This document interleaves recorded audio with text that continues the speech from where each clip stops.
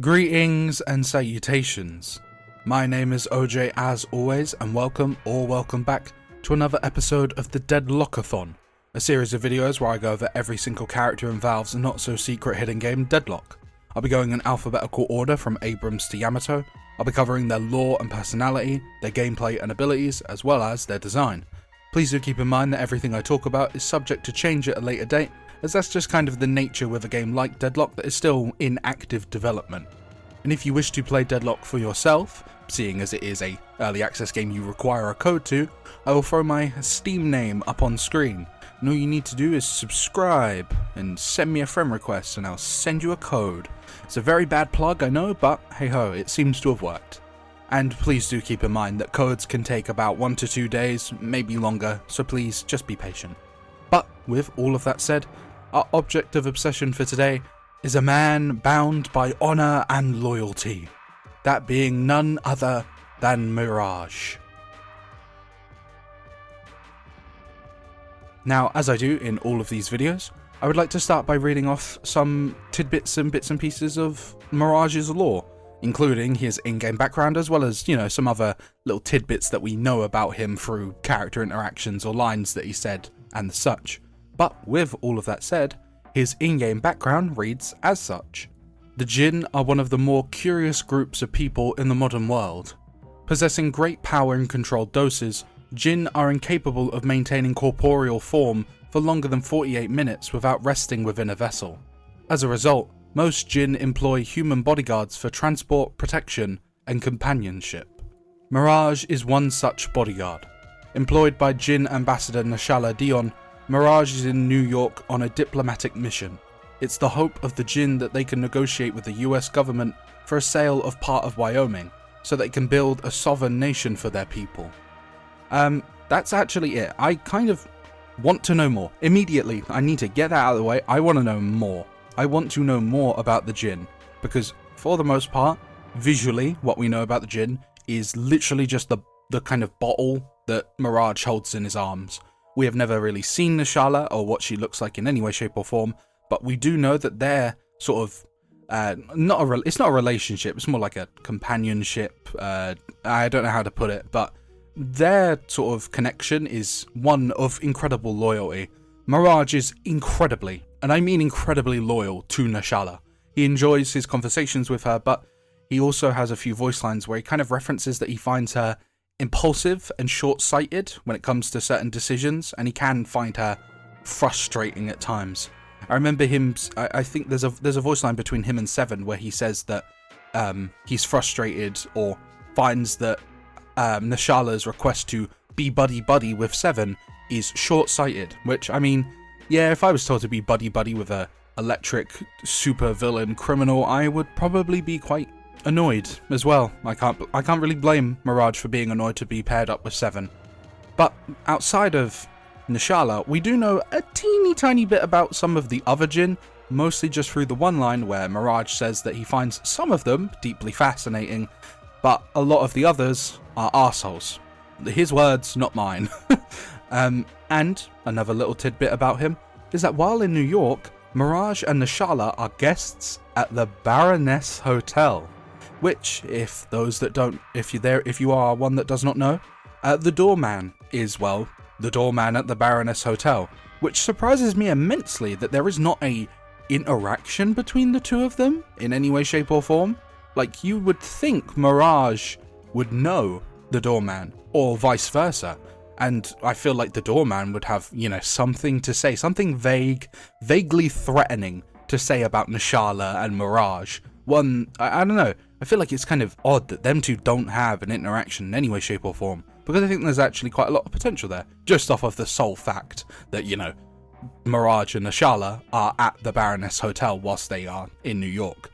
And there is one little tidbit as well that I must mention, but instead of saying it out loud, I'm going to play an interaction between Mirage and Holiday. If any of you have know a little bit about Mirage, I'm pretty sure you already know what I'm going to play. You like working for Nashala? I do. When she's free of her vessel, she offers scintillating conversation. When she rests, I get to go bowling. Bowling? I learned about it in England. It is the sport of kings. Yeah, he's a bowling pro. I genuinely think that's such like a, it's not like a shock, but I think that's incredibly funny to picture Mirage in like a stereotypical bowling get up, like a striped shirt and stuff, just absolutely destroying anyone else. Like, I don't even know what you call on the lanes. Would you call it the lanes? Actually, it's kind of funny that this game has lanes and his favorite sport is bowling, or he at least likes to play bowling. And I like that kind of gives, that interaction gives us a little more insight into kind of obviously Nashala as a person, how she offers, was it scintillating conversations? That's quite the big word. I don't actually fully know what it means. Don't blame me, I'm a little bit stupid. But I think the djinn are kind of very interesting as a concept. Like the idea of these people having like unbelievable power, but they can only use it in a controlled dose. I mean, 48 minutes. That's like nothing. You get to be like a god for 48 minutes before having to sit in a vessel, like a little jar or a pot. Like, damn, that kind of sucks. And people like Seven with unimaginable. Well, actually, we don't really know what the sort of power level, the power level of the djinn actually is. But moving on from lore tidbits and lore speculation, as a personality, I really love Mirage. He's very he's a very kind of not upper class. He's very like kind and sort of. How would you explain him? He's very just kind, and he's very like not. What word am I looking for? You know, I'm gonna come back to you in a second when I figure out what word I'm looking for. It took me like 20 minutes, but polite. Polite was the word I'm looking for. Am I that stupid? Seriously. Yeah, he's a very nice and polite person. Very, very much loyal to Nashala. He cannot sing her high praises enough, outside of the few times where, as I said, he calls her sort of short-sighted or frustrating. Like, outside of those few times, he is very polite. He's very kind to almost everyone he meets, unless they give him a reason to be otherwise. And if he is given that reason, wow. It's like an actual switch is clicked in him. And to show that, I would like to play an interaction between him and the Drifter, where Mirage's voice actor, who actually we do know, his name is Farid Ward, who I have not seen in anything. I checked his IMDb page. He's in a lot of like live action TV show stuff. I'm obviously not going to be familiar with that. He was in Resistance 2. That's some like I don't know if any of you know that game, but Resistance? Wow, what a throwback. That was like a flashbang when I read it. But yeah, I would like to play an interaction between Mirage and the Drifter, where his voice actor just actually like kills it. A bit of a pun when you hear the voice action, or the interaction, but with that said interaction sounds as such. What happens if I break that fancy bottle of yours? I kill you. You'll try. No. I'll kill you. God, that voice line is so good. I cannot like gush enough about how that interaction initially starts off with Mirage almost seeing it as like a playful thing, like, oh, what if I break that fancy bottle of yours, huh? And he's like, oh, I'll kill you. And then when Drifter takes it a step further and says that, oh, you're gonna try, I love how he just takes the same word of I'll kill you and says it in a completely different way, where it goes from kind of a playful remark back to an actual threat. This man is incredibly loyal to Nashala, and if she sees any harm, anyone in his way will suffer the consequences. He just threatened, and I mean that, like, that is a threat, like an actual one that has weight behind it. Like the way Mirage's tone just like sinks slightly just shows like he is not messing around with that line, and it shows that he has probably got the capabilities to fight like Drifter. As of current, I'm not really sure who the strongest character lore-wise would be in this game. Probably, I actually know. I'm not even going to try and make a sort of jump to judgment. I mean, I could. Seven constantly talks about his power and strength and etc, but the strongest character... Wait, why am I even questioning it? It's just Doorman, isn't it? It's just Doorman, because he's literally an Eldritch, or how do you say it? I say Eldritch, I've been saying that for forever, but eldritch. You know what I mean? He's an eldritch god. So yeah, he is quite easily the strongest. He's like patron level. But the fact that Mirage is threatening a centuries old vampire like that just because he threatened Nashala, whoa, understood, man. I mean, well, throw my hands up. All right, I get it, man. I'm not gonna mess with you. I'm not gonna mess with you, Mirage. I like Mirage a lot, and I like his sort of voice acting. His voice acting's, as I said, I cannot give his voice actor compliment enough for just the way that he just took the same line and said it ever so slightly differently, where it takes on a just completely different meaning. But still, speaking of some character interactions, he has a request for Dynamo to have a tour of Columbia University. Lady Geist is very fond of Mirage and wishes to talk to Nashala, but Mirage does kind of like block her and say, you're going to go through me before you can talk to her in any way, shape or form. And Paige, of all people, admires Mirage and says he stepped out of every romance novel ever written. I can see the comparison, I definitely can, with how dedicated he is to Nashala, but I don't think that's a romance thing. I think that is just kind of like a duty thing, like he is honor bound to protect Nashala at all costs, even if it costs his life. She also thinks that Mirage is better than Shiv. I don't exactly know what that's meant to mean. I know a few characters kind of hit on Shiv, like McGinnis and Lady Geist kind of hit on Shiv a little bit, but hey ho, Paige has different tastes and I completely respect her. She loves honor-bound, duty-bound men and emo Frankenstein. Truly incredible Paige. I cannot wait to talk about her. She is so funny to me. But yeah, Mirage is a really, really lovely character. I love sort of just how he is like this actual government agent in a sense. I mean, we already kind of have a government agent through Hayes, but like it's interesting to kind of know a little bit more of the world outside of New York, because a lot of the characters that, you know, are in the game are from, you know, America in some way, shape or form. And it's always interesting to get someone who is outside of it. Like, it's cool to know that outside of New York, where all of this like cursed stuff is going on, there are people like the djinn who have these supernatural powers. It makes me cute because I swear there's like, for those that don't know, astral gates are the things that are like rips in space and time that kind of caused all this occult stuff. And apparently there's an astral gate in England, and I'm just like, what the hell does England look like right now? What does my country look like right now? Is there a point at time where we're gonna get like a British character who's just, I don't know. I know there's a leak for a character known as Priest. Maybe he's British. Who knows? I think he has a law thingy. So who knows if that's maybe his law says where he's actually from. But yeah, I think Mirage is a cool step forward to the idea of, you know, seeing more outside of New York. I think the game will always obviously be centered around America and the occult stuff happening in America, but it's cool to have, you know, like someone from outside of America and have stuff about the other parts of the world with all of this occult stuff going on. But with my high sung praise done and dusted for Mirage, I would like to now move on to talking about his gameplay and his abilities. Please do keep in mind though that I am going to be using OBS to record my audio and gameplay simultaneously, so if I sound a little bit different or worse, I do apologise, but that is why. But again, with that said, we are now going to talk about his gameplay and his abilities. Right. So here we are in the ever so lovely and ever so helpful training range to talk about Mirage's gameplay. And first, we need to talk about his weapon, that being Promises Kept.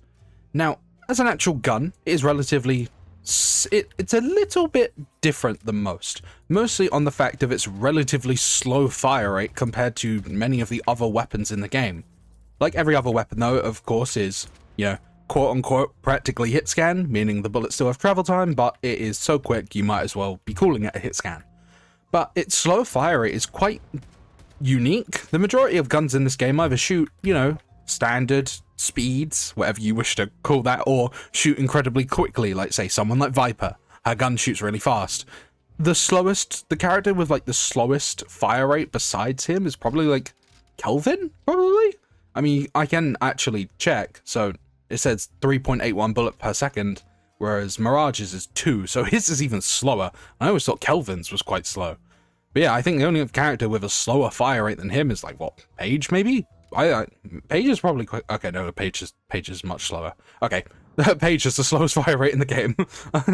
Okay, well, that point was proven wrong. Still, relatively slow fire rate. However, it is relatively okay in lane. It does, you know, like quite decent damage, and, you know, due to how quick the bullets go, you are able to secure. You have to, like, you can't really, like, pre-fire the souls. You kind of do have to play the waiting game and wait for them to be available before you can just, like, shoot it immediately. And in terms of actual damage, it does pretty decent damage. However, in my personal opinion, its main purpose is to serve his third ability, which, yes, instead of starting with the first, we are going to jump straight to the third, mostly because this is a passive ability that applies to every shot his gun fires, and is known as Djinn's Mark. It has a passive where your shot applies an increasing multiplier on the target. When the multiplier on a target expires or you reach the max, it's consumed and the target suffers spirit damage and is briefly revealed on the map. The final damage is the base damage times the multiplier. So its base damage is 11 spirit damage, but the max multiplier is 8 times. So at max, it can do 88 damage at base. The cooldown between the multiplier is 2.5 seconds, the multiplier duration is 4.5 seconds, the reveal duration is 3 seconds, and the proc range, so how far away it can be procced from, as in the actual mark itself, is 45 meters. But it also has an active ability where you can consume the multiplier of Djinn's Mark to deal its damage immediately. So, just to show, when I shoot the enemy, it will place this sort of effect on them, like a pinkish effect, and it will, of course, place this sort of pink icon above their head, like an eyeball, well, which is the same as the actual thingy-majig, the ability icon. Now, if I continue to shoot him, you'll notice that it, you know, steadily stacks up with a certain amount of bullets fired, and it's a multiplicative buff, so I'm actually not fully sure how that works. So if I just dump my mag into them, you'll see that it goes to 2, and then it goes to 4, and then eventually it will explode, such and such does its damage. You can, of course, also as well press the button to immediately activate the damage from the ability. Mirage is a character that benefits a lot from, like, sort of rapid rounds or larger magazines, because the more bullets he's able to fire, say for example I buy, you know, a fire rate thing and extended magazine, I just, you know, quickly reload. If I just dump all of my bullets into the enemy, you'll see that the sort of thing is stacked up further and further. Actually, I think I'm lying when I say that. I am lying. I do apologize immensely. I've only just realized how this ability works. Once you shoot them, and as the target slowly calms down, you'll see the mark, like the sort of, like a target icon, and once you shoot them, then it will begin to stack up and up and up. I didn't actually know that was how it worked. I thought you just shot them a bunch and then you had like a billion marks. Interesting. So the way to play Mirage is actually more, you know, to kind of wait and place your shots quite carefully to make sure that you stack up the Djinn's Mark more and more and more. Of course, it's always good to, you know, just dump your bullets into someone anyways, because, you know, you're going to be doing it, the extra damage. But I suppose a way you could play Mirage is in a kind of like sniper sense in a way. Mirage excels quite a lot from a longer range, mostly just the fact that, of course, he can apply the Djinn's Mark from bloody miles away. Like, you can see I am like ages away and I'm still applying like extra stacks of it. Like, and it doesn't have a damage fall off. Like, you could be miles away from someone, but if you activate the Djinn's Mark, it will do, you know, like the same amount of damage. It's a very good tool in early lane, like in the laning phase, because you are able to literally just, you land one bullet and you activate it. Because that's stupid, right? One bullet, you activate it. It has a 3-second cooldown between, you know, being able to manually activate it, but you can literally just get like a few pot shots off. Like, you get one pot shot off and then you wait, get a second pot shot off and then you hide again, then get another one off, like, and then you can just activate it to do like a bit of damage in lane. Like, you can just be really annoying. Like, you just have very good poke early on, and even late game, obviously, when you buy like a bunch of like ability damage stuff, or I don't know, obviously like a bunch of, well, most of Mirage's builds revolve around his gun, really, because like all of the damage you do comes from the gun. I mean, I know it obviously says that the djinn mark scales with spirit damage, but most of the damage you'll be doing is through your gun, because, of course, you just want to be shooting people as much as you can, because then you can apply the djinn's mark more and more and more, and then you do more damage, blah, blah, blah, blah, blah. An underrated feature of it, though, is the briefly revealed on the map part, because that can actually really help your team.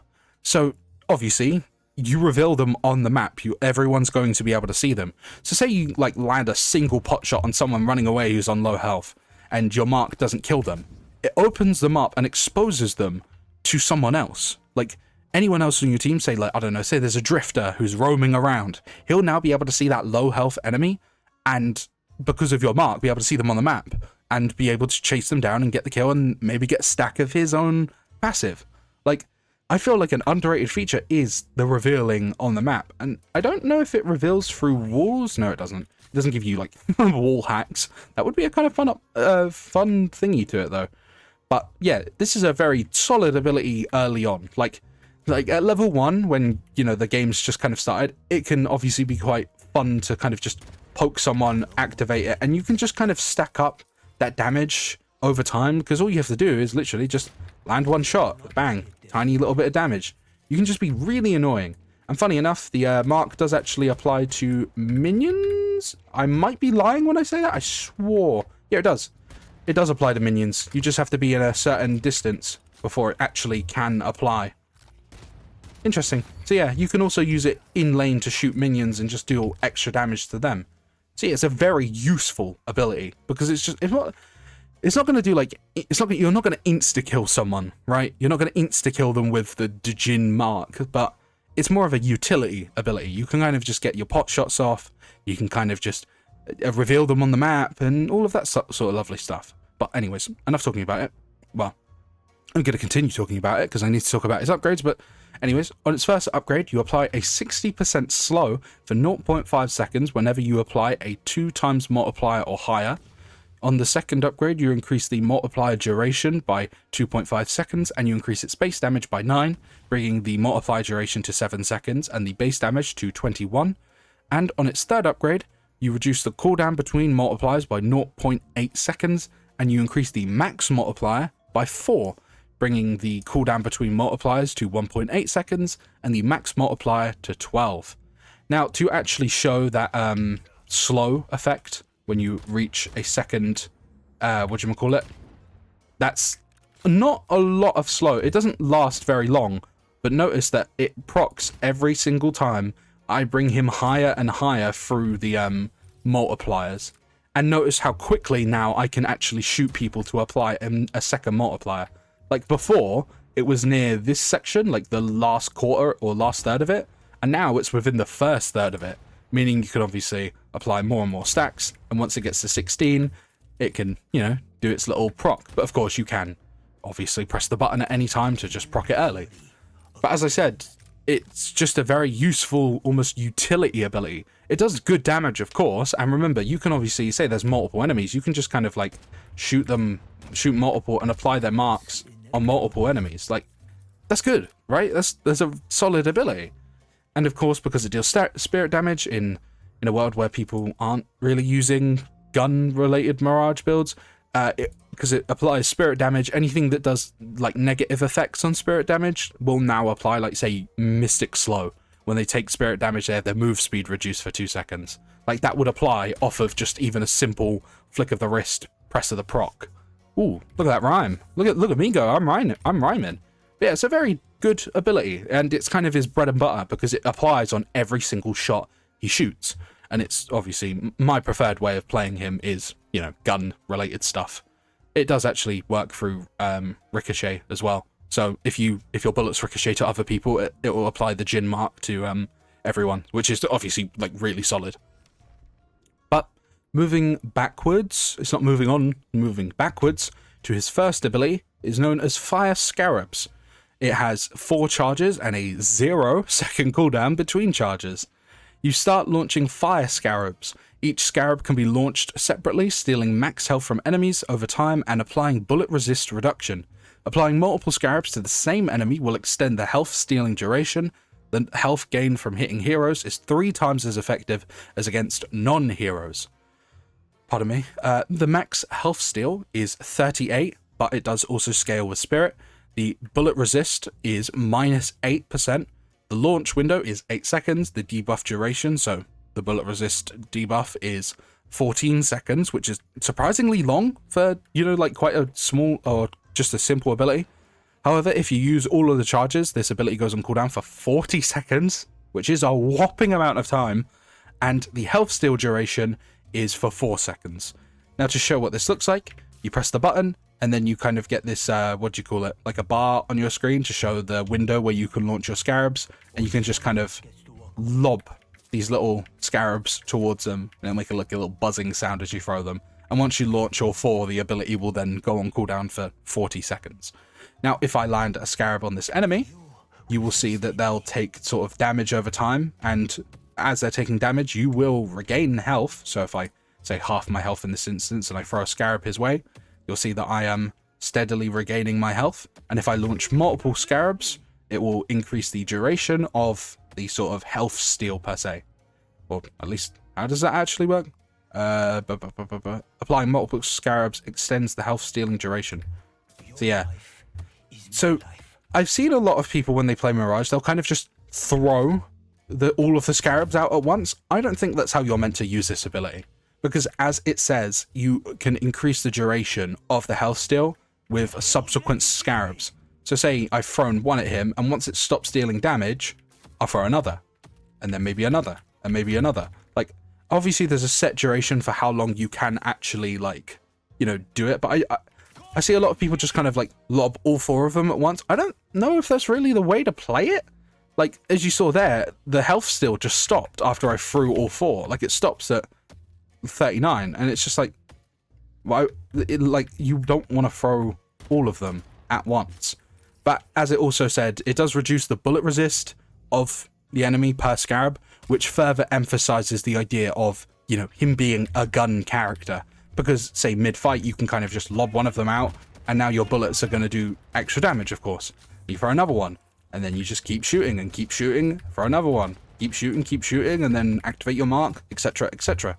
It's a very good tool in early game for poke, because it does, like, you know, a decent tiny bit of damage early on. You kind of just, like, say there's 2 enemies, you can kind of just lob it at 2 people, and you'll just be, like, stealing your health. It obviously allows you to sustain yourself in lane as well.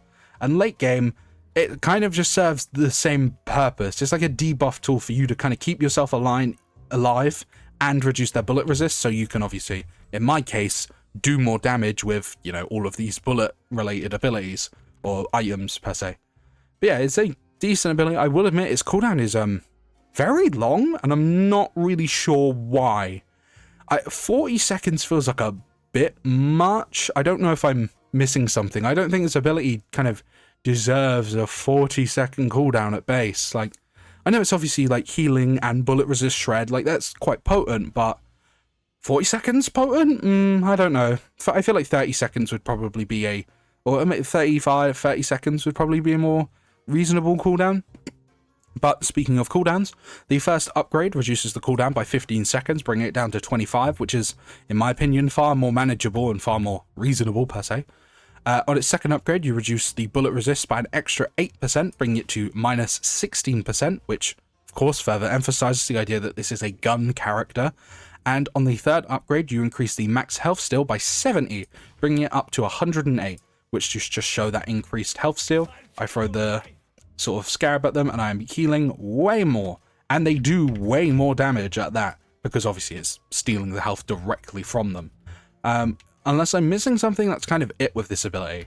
You kind of just throw the bug at people, you get your health back, they have less bullet resist, and you kind of just shoot your pot shots as you always will.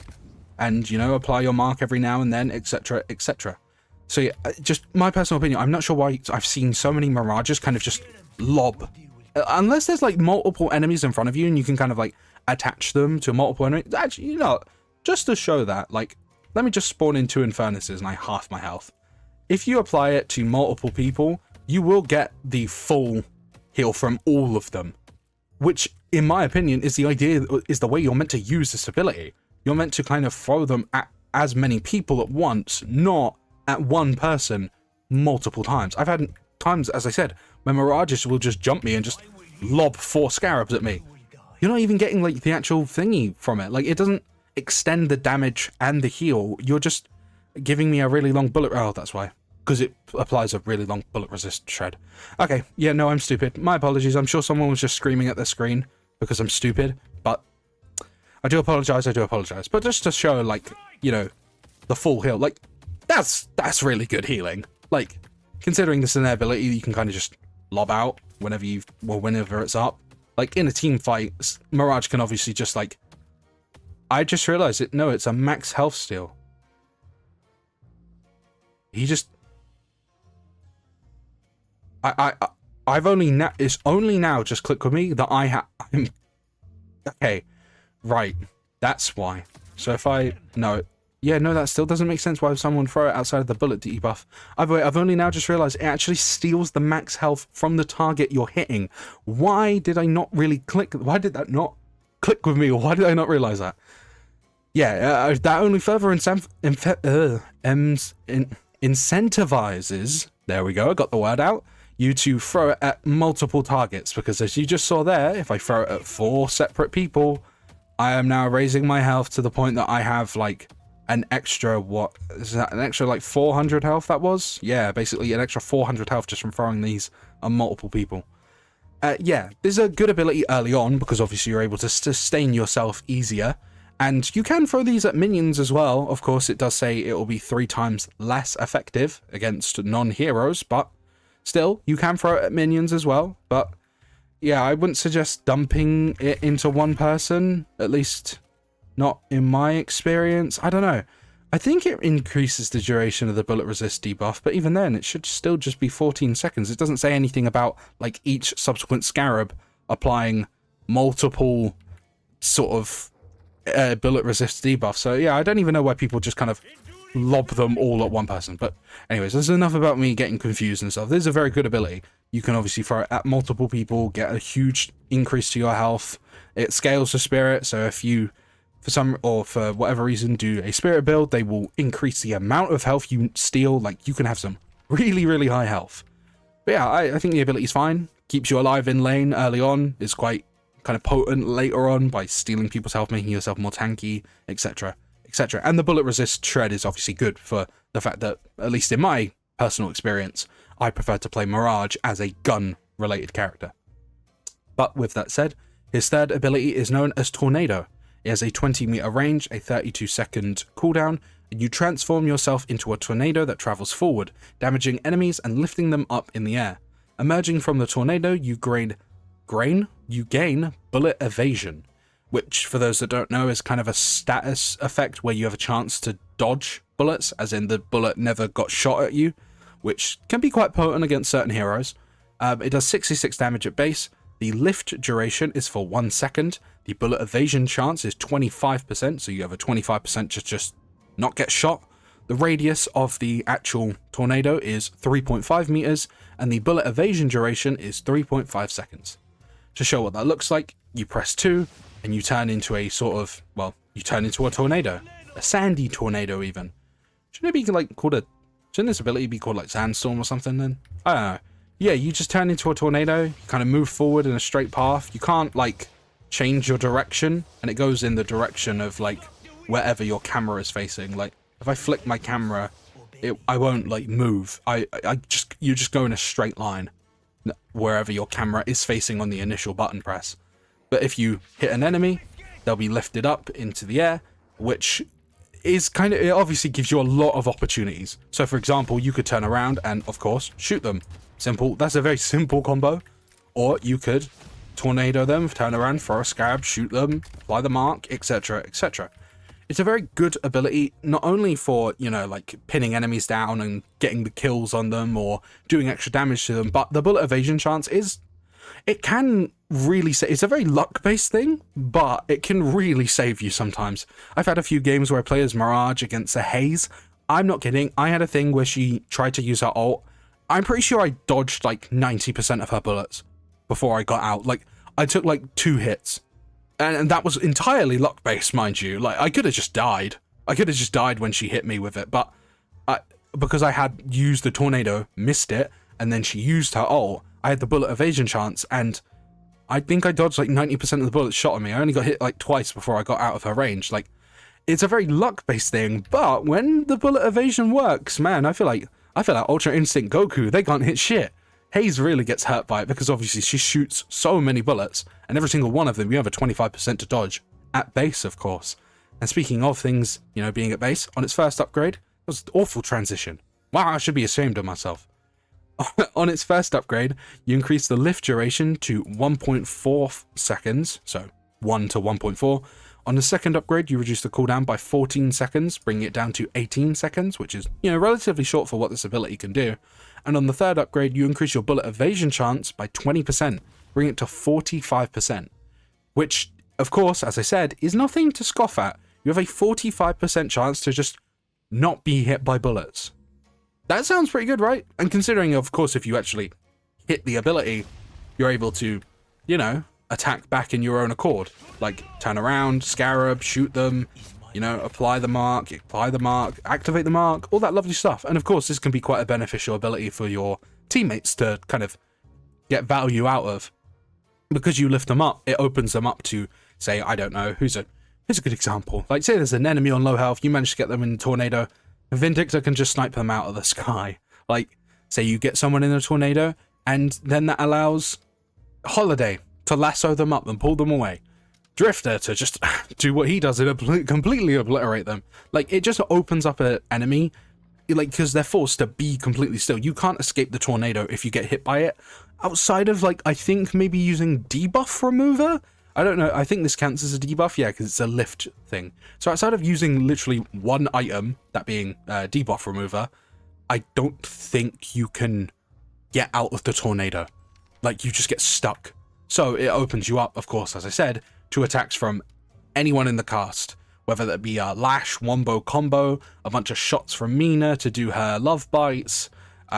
Maybe, you know, actually, him and Paige could be really nasty, actually, because you can lift them up, she can bring them down, and then they're stuck for, like, what, 5 seconds, I think? How long does her thing keep people immobilized for? 2 seconds? So yeah, they get lifted up for 1.4 seconds, then immobilized for 2, they're stuck in place for 3 seconds, meaning they're just open to all sorts of pain. But of course, that doesn't stop them from, when being lifted, turning around and just shooting at you. They are only prevented from moving, not from, you know, shooting or maybe even using abilities. But yeah, it's a very good ability. The Tornado is a very solid ability. It works well with the rest of his kit and kind of can allow you to set up the kit, because the Scarabs can be a bit awkward to hit due to them actually having like a sort of travel time and an angle to them. Like, eventually they will come back down. I mean that one didn't, but like they have a kind of, you can see they have like a, what do you call it, like a curve to them. They'll go forward and then downwards. So yeah, please do keep in mind that you can't just kind of like, you can't just like look at someone and lob it and well, maybe you could actually. It's very, you gotta be real far away for it to actually like go downwards and hit like the floor. So yeah, but then again, Mirage kind of just excels at longer ranges because, I mean, of course his gun can do a lot of damage, but its damage fall off isn't too bad, and the mark does a lot of damage in its own accord, and you can, of course, as I showed earlier, apply that from miles away. And the Scarabs obviously can be thrown over a huge distance. The Tornado kind of acts as not like a, oh, I'm gonna get in now and, you know, tornado the entire enemy team. It more acts as like a protective tool. So say like Drifter or Abrams tries to jump you whilst you're sitting in the back line, you can of course use the Tornado to not only get away, because, you know, it covers a decent distance, but it will also, of course, you know, restrict them from moving themselves. Plus, of course, you get the bullet evasion chance, meaning if they try to shoot you as you run away, you will, of course, have the chance to avoid it. But with all of that said, we move on to his ultimate, known as Traveler. It has a 160-second cooldown, and you have to channel it. Target an ally or visible enemy hero on the minimap, then teleport to where they were when your channel started. After teleporting, you gain move speed as well as fire rate until your next reload. The channel duration is 2.5 seconds, the extra move speed is 2 meters per second, and the extra fire rate is 30%. The move speed duration lasts for 4 seconds. I don't remember what League of Legends character has an ability that's near identical to this. It's the one where you can kind of just like teleport to whoever the hell you want. This is kind of just the same thing. You press the button and it will open up the mini map in the corner as like a wider version of it. Obviously, this would look better on, say, the actual proper map, which, I made sure, I'm not sure if I'll show, but either way, you open up a sort of wider version of the mini-map. This will show the entire map, by the way, of course, so you'll be able to see, like, all your allies, all of your enemies, which, by the way, is why the djinn's mark is kind of useful with the whole revealing people on the map, because obviously if they're revealed on the map, the example I gave earlier where, you reveal someone and then you have a teammate kind of chase them down and kill them? Well, with his ultimate, you can be the one to kill them. Of course, the channel time is, 2.5 seconds, which is enough time for someone to run away. But if they're running away and you reveal them, you can use this, and if, say, I click on that enemy that I revealed, you will then teleport literally on top of them. That's how this ability works. You look at the entire map, say you're in green lane and there's a teammate struggling in yellow lane, maybe they're fighting a 1v2, you can literally just click on them and teleport to them and then go to help. Like, his map presence is very kind of scary when his ult is up or at the ready, because he can teleport to any team fight, he can teleport to any lone enemy that may be on low health. Like, he can go anywhere he so pleases. Like, he can go, say he's just died before a big team fight in the enemy base. Doesn't matter. He just clicks on them and then he'll be there to fight the team fight. He doesn't have to travel on the zip lines or anything. He doesn't have to do any of that. He can just teleport right to where he's needed as and when he's needed, as long as the ability is up and ready to be used. Like, it's a very good ability. It's very strong as an ultimate, actually, because, of course, map pressure is something that you'll kind of learn as you play Deadlock, like knowing when to push a side lane or knowing when to gather with your team for a fight, etc., etc. But through his ability, you can kind of, like, be wherever you are needed to be. You can be a servant to whoever you are. You can be a bodyguard to the weaker members of your team. I know, like, say you've had a really good time in lane and you've managed to push the tower guardian, you've taken them out, and you see that yellow lane is struggling, you can just teleport to them, make it a 3v2. Push that lane out and then win. Like, he just has really good map presence. And as I said, you can teleport to enemies who have been revealed, so mark them with the djinn mark, and wow, now you can teleport to, say, a low health enemy that you just recently marked, and, stuff like that. On its first upgrade, you get an extra 2 meters per second. Actually, before I talk about the upgrades, I do need to show, of course, the extra move speed, which is quite noticeable, I will admit, and you get this cool, like, pink effect. And as it said, before your next reload, you will have a quicker fire rate, and as you can see, I kind of have, this is the normal fire rate, right? But then if I teleport to this ally here and then fire, way quicker fire rate, right? Just to be transparent and show everything this ability can do, of course. Now, on its first upgrade, you increase the move speed bonus to 4 meters per second from 2. On the second upgrade, you grant the traveler buffs to the allies that you may, teleport to. So that means if you teleport to an ally, you will give them extra move speed and the extra fire rate until they next reload. And on the third upgrade, on arrival, you become immune to stun, silence, sleep, root, and disarm for 3 seconds. Meaning, basically, that, of course, a key thing, like a sort of downside to this ability, is that it's quite obvious when you're teleporting. Like, you become this big pink glowing object that is, like, basically asking to be camped before, you actually show up. Like, say there's, like, 3 enemies and you teleported to one of them at the wrong time and they all try to gank you. You can just kind of get destroyed. They'll set up, like, stuns and stuff and they'll just kill you. They will. But, of course, with that final upgrade, you're able to be immune to any sort of negative status effect that could kind of, like, stick you there and then. Like, you are immune to stuns, silences, sleeps, roots, and disarms. So, for example, you can't just have Mo and Krill wait out your teleport and then just immediately throw dust in your face. Like, if disarm is, like, one of Mirage's, like, weaknesses, because he really doesn't do much damage outside of, like, even most of his, like, spirit damage comes from, the djinn mark. So if he can't shoot, he can't apply the mark. And if he can't shoot, someone like me can't use any of my gun build. So, yeah, it's good that he gets, like, disarm is his, like, Achilles heel. Like, Mo and Krill is Mirage's, like, worst enemy. And I think that's really funny, considering, who the next video is going to be on. But yeah, like Mirage and Mo and Krill and their disarm is like his worst nightmare. Like he wants to be shooting at every opportunity that he can do. So obviously getting immunity to those effects is good. However, you do not get immunity to slows. So you can still just get like, I don't know, Kelvin can just like throw multiple ice bombs at you outside of once you come out of Traveler. You kind of have to be a little bit smart with Traveler and how you use it, who you're teleporting to. Like, say there's a team fight happening in the enemy base. You do not want to teleport to Abrams, who is up in everyone's business punching them.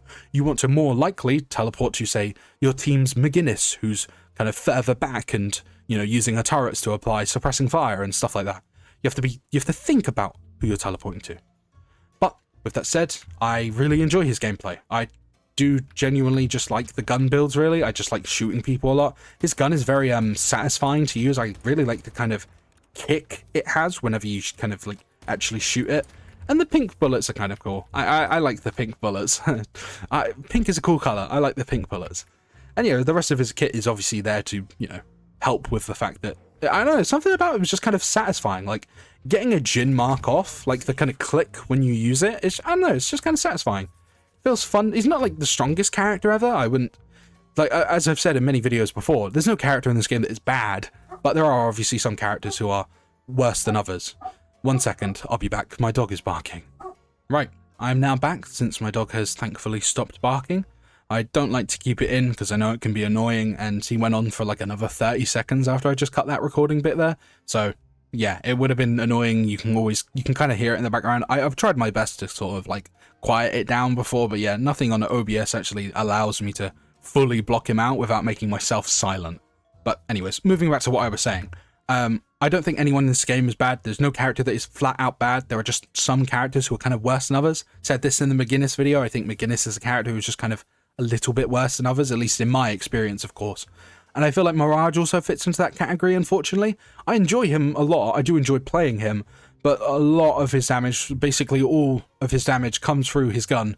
So him not having any abilities that really do some like nasty damage does kind of hold him back a bit. Like, even his ultimate is a utility-based thing to just to let him do more gun damage, but that's not a problem per se. But there are, you know, many items that kind of hamper or like tamper with bullet damage. Like there are, I can't even remember the name of the ability actually. It's actually just completely disappeared from my brain. I really apologize for this, but there it is, suppressor. There is when you deal spirit damage to enemies, you also reduce their fire rate. A lot of characters do spirit damage in everything they do, so a lot of them use and build this ability in some way, shape or form, especially kind of in the mid game. So you can kind of just get countered. Like, I mean, you've already got a slow fire rate anyways, but having it slowed by 30 more %, that does hurt, because all of his damage comes from his gun. I mean, obviously he does decent damage through, you know, the mark once it's stacked up a little bit, but what do you need to do to stack up the mark? You need to be able to shoot them. So if you can't shoot them, either through slowed fire rate or, as I mentioned, Mo and Krill disarming you, like, I don't know, Mirage can kind of just struggle a little bit. That's just, of course, in my personal experience, though. He may actually be a top 10 or top 5 characters in this entire game, and maybe I'm just not playing him correctly. But yeah, he is fun to play as, I'll give him that. I enjoy playing as him quite a lot. I like, you know, as I said, his gun is incredibly satisfying to use, so I like shooting people. I like the click of the djinn mark when you apply it, but he does feel a little bit weaker than the rest of the cast. For whatever reason that may be, I'm not completely sure on, but that's just, of course, my personal experience. But with all of that said, I would like to now move on to talking about his design. And let's get first things first out of the way. I think it's really cool that we kind of have a Arabic character in this game. I obviously did a little bit of looking about to see what people thought Mirage's nationality was, because I wasn't really sure myself, but I did find out that he actually does have a few voice lines where he speaks Arabic, and most people on like community pages and Reddit and Steam community forums were all kind of like in agreement that, yeah, he's probably Arabic, even if it's not, you know, stated aloud. And as I've said in many videos before, I am the woker and I love diversity with all of my heart. So it's cool to have like an Arabic character in this game, and his design is, you know, kind of indicative of that. He has like, he's very royal looking. He has a very like he looks like a royal bodyguard, and like that's obviously what he is, and they've kind of nailed that down with his outfit. It's very like pristine, it's very clean compared to obviously a lot of other characters in this game. Like his shoes are completely like clean. A lot of other characters will have like mild dirt on their shoes or a bit of dust around the ankle area, whereas Mirage has nothing of the sort. He has incredibly clean white trousers. He's got like a sort of, what would you call, as I've said before, I'm not a fashion person. I don't really know the names of clothes and stuff like this. So if I call this a jacket and that actually kills someone in the comments or watching this video, I do apologize greatly. Please do let me know what like the name of certain outfits related stuff. But I really like his kind of like almost like a militaristic jacket in a sense. I really like that he has like a scarab sort of necklace, which is obviously quite fitting considering, he throws out scarabs. He is, quite the handsome fella, even if he is staring into my soul right now. I don't know. Mirage is just a design that kind of works for me. I just kind of clicks with me for a reason that I can't really explain. I just like his kind of prim, almost proper look. It's a very clean, sleek outfit. There's not like too many accessories to discuss. Like he's got obviously a little scarab necklace, got a little pouch on his sort of chest area, stomach area, midsection per se, and on the back he has this like tube thing that kind of wraps around him in a weird way. I'm not really sure. Is that an earpiece? Wait a minute. Whoa, I didn't even notice that. That's actually, wait. So there's a tube that connects. So this is Nashala, by the way. This little kind of jar or vase, why am I forgetting how to say that? Vase, you know what I'm on about. This kind of like jar here is Nashala. Nashala is inside of it. I think it's a really cool kind of visual detail that he carries Nashala around like everywhere he goes. But what I've just noticed is that there's a tube attached to Nashala that goes up through this kind of like back piece, and then there's a line that goes up Mirage's back and into his ear. Is Nashala talking to him? Is Nashala giving him directions as they fight? Because if that's the case, that's really, really cool. I think that's awesome. That's a really cool detail. I've never even noticed that. Yeah, it looks like he's wearing an earpiece connected to Nashala, which that's so cool. What? Like he's listening to the commands of his like protected djinn at all times in battle. That's a really fun idea. And I must mention as well, his gun is quite cool. I like the sort of like, it looks a bit like an old-timey pistol, like a bit like a flintlock in a sense. It kind of looks like a modified flintlock pistol in a sense. I really like that when you like reload it, you kind of get like energy from the top of Nashala's like jar or whatever you would call it. I like the idea that his gun and like say his scarabs and like when you throw the scarabs, as you can see, the Nashala jar like glows purple and there's wispy smoke coming out of it. But when you reload, the smoke also enters his gun, allowing him to shoot more bullets. And I would presume even like the tornado is, per her powers. So I think, and of course the teleporting, when you teleport to someone, it does obviously, it is pink. And, you get that little, what do you call it? That little icon on the, like, you can see Nashala's jar on the floor when you teleport. You can see like it between the Mirage bot's legs. But yeah, I didn't even notice that he actually could be like hearing Nashala's orders at all times. That's so cool. But yeah, otherwise I really like his color scheme, just the white, black, and sort of maroon reddish colors. It's just kind of and the gold as well on like the back end here, and sort of, I don't know, I really like his color scheme. His color scheme's very, it's not warm. No, it is a warm color scheme, sort of like maroons, yellows, golds, sort of bronzes as well, with a contrast of the black and white sort of upper half, lower half. I don't know.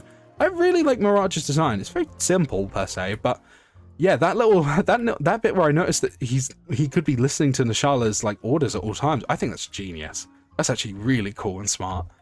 But yeah, I like Mirage's design, and I would say that this is the end of the video.